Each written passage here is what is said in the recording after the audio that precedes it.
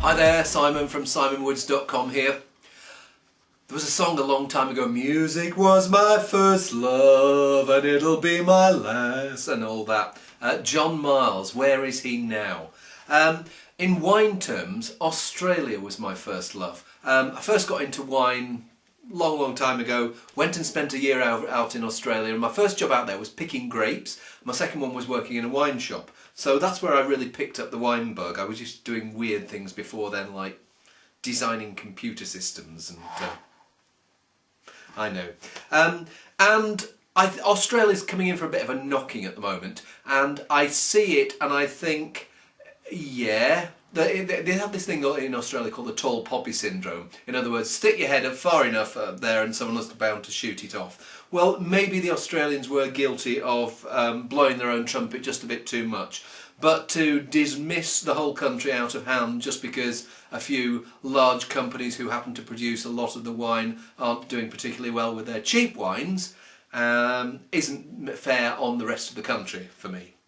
So I was thinking about it when I did another video a couple of days ago about Chilean and Australian wines. I had two Chardonnays, two Chardonnay Viogniers, and in each case the Australian version of each I preferred to the Chilean.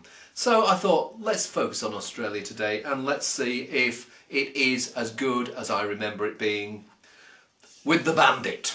Okay, the Bandit. Bandit, it's got prison marks around there. And Horton is part of one of the large wine companies, Constellation. This is the Bandit Shiraz Tempranillo from Western Australia. Let's give it a whirl. Well, you saw me open it. It bounces straight out of the glass and into your gob, up your nose actually. And it's that bright berry fruit. Do you ever remember those biscuits, Jammy Dodgers? It smells of those, and there's also black currants in there. It smells like I want to take a big swig of it.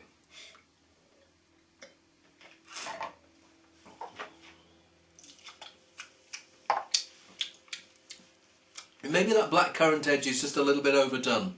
There's an edge of what's known as reduction, and if you don't know what reduction is, think about if you open a beer can and then it goes tss, and there's that little edge of gas that comes out and it smells slightly metallic and rubbery. I get a touch of that here, and both of the grapes involved here, Shiraz and Tempranillo, are prone to this chemical reaction called reduction, and so it feels like a wine that, you saw me just opening it. I think there's a better wine to emerge from that over the next few hours. So I'll be watching that. But I like its brightness of fruit. It's not too fresh. There's a richness to it, but it's not too ripe.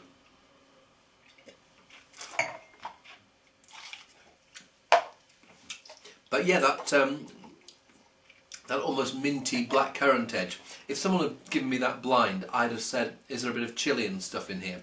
But there's also something which makes me think, no, it's not chili. There's an edge of chocolate. Nice chocolate. Milk chocolate rather than dark chocolate. Next wine up. D'Arenberg.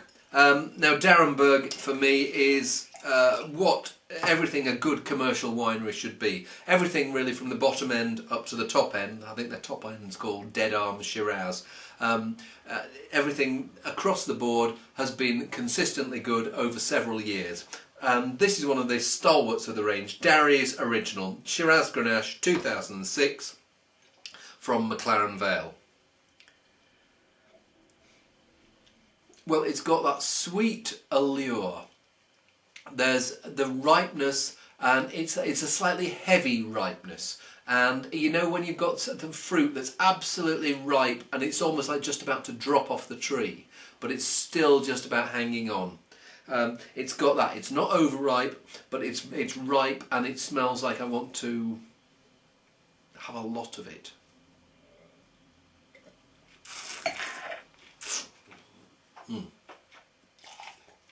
That's the sort of wine that we all fell in love with when Australia first burst on the scene, and I don't know where it was in your country. In England it was late 80s, early 90s, a bit later in the States. In Australia, well, maybe Australia might burst on the scene in Australia one day soon. But here it's got everything that you want in a rounded, easy drinking's the wrong word because it is easy to drink, but there's a lot going on there. There's this sweetness, but there's also this earthy mineral iron edge. Very tasty. Yum, yum, yum. I don't know what the blend is there. But the Grenache, sometimes Grenache in Australia can have a slightly minty edge, and I don't get, for me, too much mint in. I don't want mint in a wine. I want, if it's there, I want a touch. I don't want to be overwhelmed by chewing gum. I'm not overwhelmed by chewing gum here. There's this earthy edge, I think, that's coming through from the Grenache, and there's this plumpness as well. I'm not sure what the alcohol is in here. 14.5%, which is par for the course for South Australian reds. Final wine, I think it's a step up in alcohol levels, and this is pure Shiraz from Jim Barry, and this is their McRae Wood Shiraz, 15.5%, 2005 vintage from the Clare Valley. Now, I don't know if anyone here is from the Clare Valley. I'm recording this video in a place called Saddleworth, and I believe there's a place called Saddleworth in South Australia where some of my forebears maybe settled a long time ago. Hello from the cousins. Now, I was talking before about mint, and I find mint and mint stroke eucalyptus in quite a lot of Clare reds, and I get a touch of that here. But also I get this voluptuous blackcurrant and blackberry fruit, and it smells like, I was talking before with the dairies about how if you're getting mint in a wine, it needs to be in balance. Here it's a component to the nose, you get it, and then this fruit washes over you.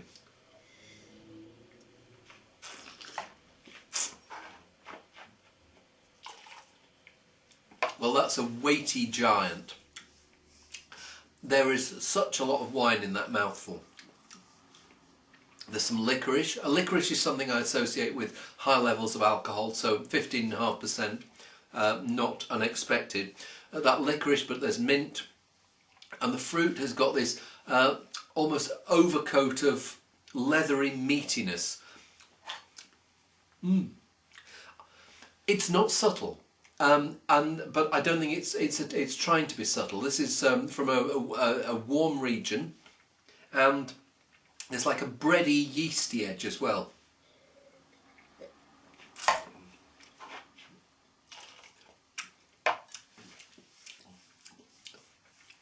Oh.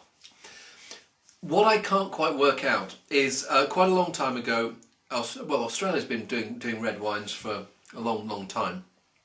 And you look at the alcohol levels of the red wines of the past, and you taste them now, like 30, 40-year-old wines, and they're not 15.5% alcohol, and they've held up really well. What I can't quite work out about wines like this is whether they have the aging power that the ones in previous vintages would have had. But certainly this is extremely attractive, complex, rich, rounded wine as it is today. And why should you have to age a wine for it to be better? I mean, there's a whole philosophical debate to go on there. Some wines in the past have needed age to show at their best, some wines haven't. You taste young Mosel Riesling, for an example, and you can taste the difference between the different vineyards, and then when they get older, maybe they all start to taste a bit more homogeneous, who can tell? But certainly here's three wines that for me show that Australia is not a spent force. It's got lots and lots of things still to say, and that's just with the Shiraz grape. We've had a Shiraz Tempranillo, Shiraz Grenache, pure Shiraz, and there's lots more going on there. Hopefully I'll be introducing some of it to you soon. See you soon.